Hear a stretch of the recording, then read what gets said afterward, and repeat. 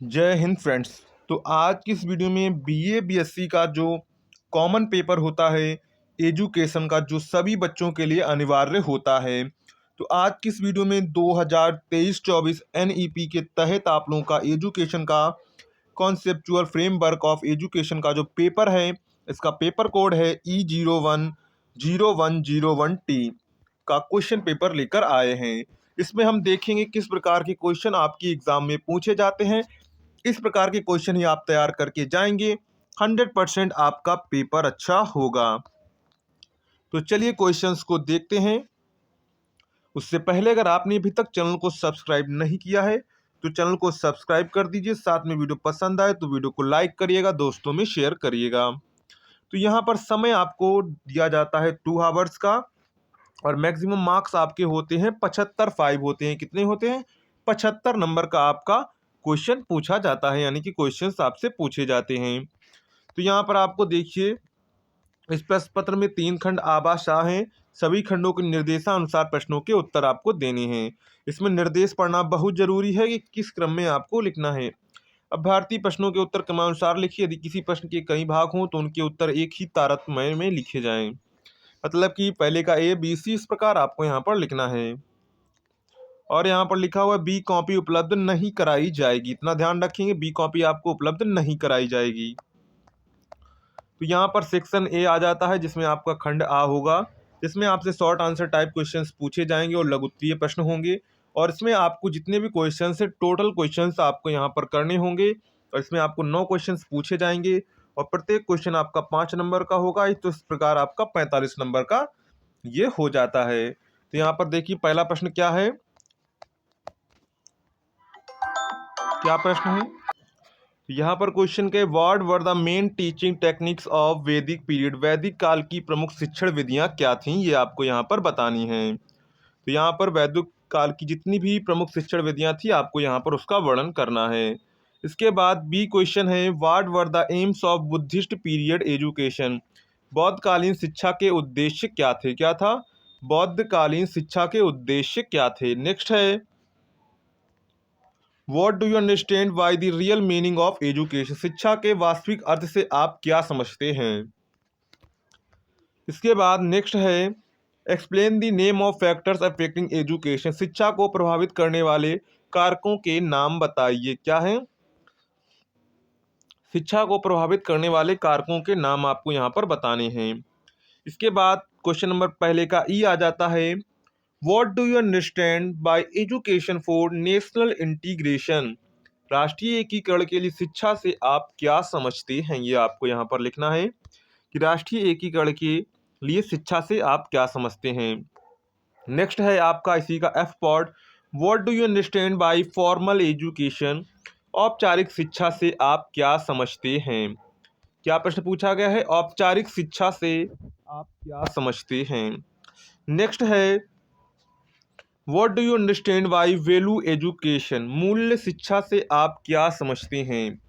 क्या क्वेश्चन है आपसे पूछा गया है, what do you understand by value education, यानी कि मूल्य शिक्षा से आप क्या समझते हैं। इसके बाद नेक्स्ट क्वेश्चन है, what is the concept of higher education, यानी कि उच्च शिक्षा की अवधारणा क्या है। What is the concept of higher education, यानी कि उच्च शिक्षा की अवधारणा क्या है। नेक्स्ट है, explain in short the type of universities, विद्यालय कितने प्रकार के होते हैं, ये आपको यहाँ पर वर्णन करना है। तो ये आपके टोटल 9 पार्ट हो जाते हैं क्वेश्चन नंबर पहले के, और प्रत्येक क्वेश्चन 5 नंबर का है। इस प्रकार 45 नंबर का आपका पहला क्वेश्चन होता है, जिसमें आपके शॉर्ट आंसर क्वेश्चंस आपके टाइप बाय टाइप आपसे पूछे जाते हैं। इसके बाद आता है खंडवा।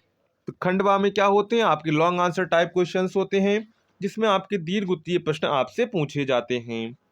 तो यहाँ पर नोट, सबसे पहले नोट इंपॉर्टेंट है, attempt any one question from the following each question carries 15 marks, यानी कि आपको नीचे दिए क्वेश्चन में से एक करना है और एक क्वेश्चन आपका कितने नंबर का है, 15 नंबर का है। कितने नंबर का है, 15 नंबर का है। यहाँ पर निम्न में से किसी एक प्रश्न का उत्तर दीजिए, प्रत्येक प्रश्न का 15 अंकों का है। तो इसमें क्वेश्चन क्या है, what do you understand bye ancient Gurukul education system? Explain in detail the ideology and AIIMS of वैदिक एजुकेशन सिस्टम। यानी कि प्राचीन गुरुकुल शिक्षा प्रणाली से आप क्या समझते हैं? वैदिक कालीन शिक्षा प्रणाली के उद्देश्यों एवं आदर्शों को विस्तार से समझाइए। यानी कि प्राचीन गुरुकुल में जो शिक्षा प्रणाली थी उससे आप क्या समझते हैं, और वैदिक कालीन शिक्षा प्रणाली के उद्देश्यों एवं आदर्शों को विस्तार से समझाइए। इसके बाद क्वेश्चन नंबर 3 है। तो क्वेश्चन नंबर 3 से हमसे क्या पूछ रहे हैं? What do you understand bye education? Explain in details the factor affecting education. शिक्षा का क्या अर्थ है? शिक्षा को प्रभावित करने वाले कारकों को विस्तार से समझाइए।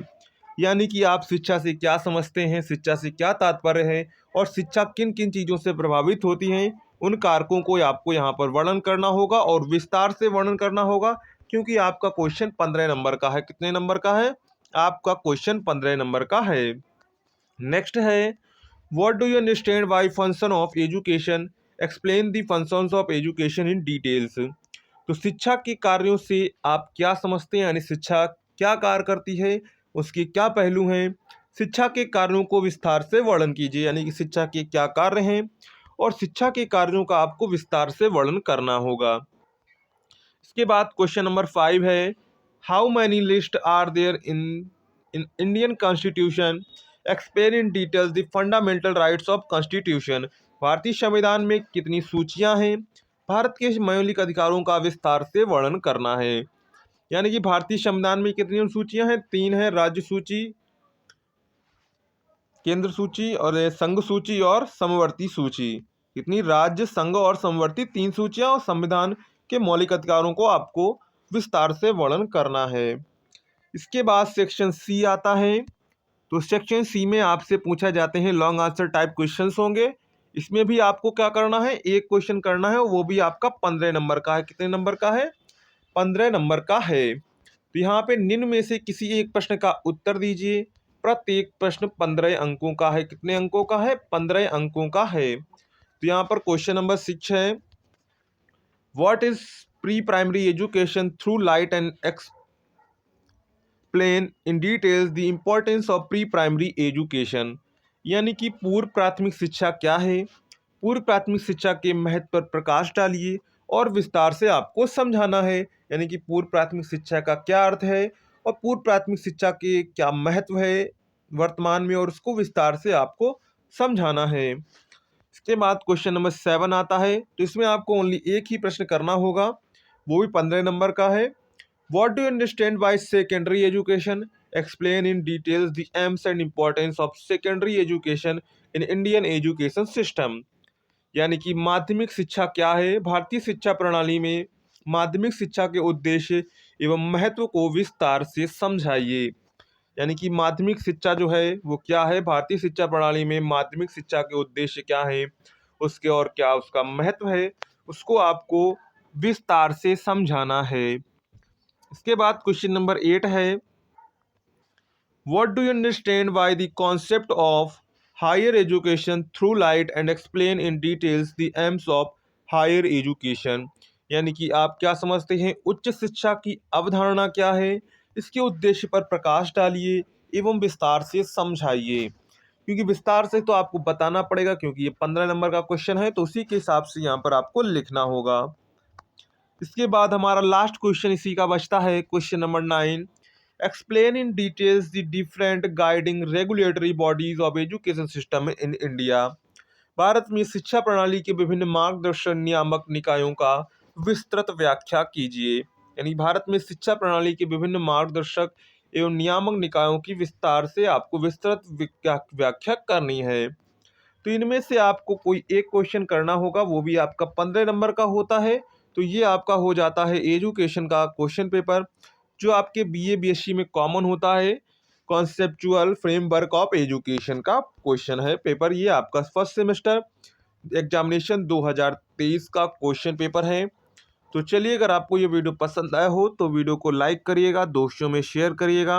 अगर आपने अभी तक चैनल को सब्सक्राइब भी नहीं किया है तो चैनल को सब्सक्राइब कर लीजिए, क्योंकि आपको यहाँ पर बीएससी के फर्स्ट सेमेस्टर के सभी क्वेश्चन पेपर मिल जाएंगे। जो आपके एग्ज़ाम 2023-24 के लिए इम्पोर्टेंट होंगे। तो चलिए मिलते हैं नेक्स्ट वीडियो में, तब तक के लिए जय हिंद।